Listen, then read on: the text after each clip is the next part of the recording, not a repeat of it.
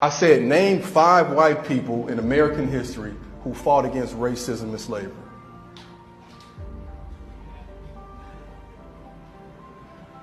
And I want y'all to think about that, because have there been 5 people? Yes.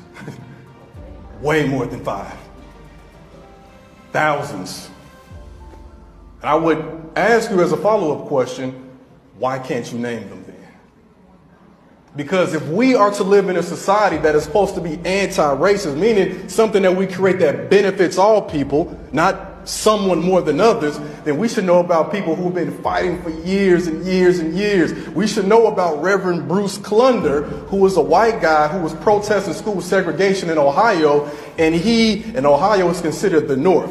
He laid his body down in front of a bulldozer in the 1960s to protest school segregation and died. We should probably know about Anne McCarty Braden, who organized with Rosa Parks, and she helped organize white Southerners to join the civil rights movement and to go against redlining, which was systemic ghettoization. She bought a house in her name for a black couple who could not buy a home in the neighborhood they wanted to go to. It's a lot of people. Reverend James Reeb, who marched with Dr. King. We don't often talk about John Brown, is probably the most infamous one.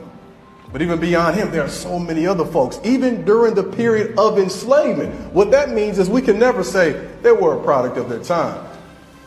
Not necessarily. They were a product of peer pressure. Think about it that way. Because we know deep down inside when something is right or wrong.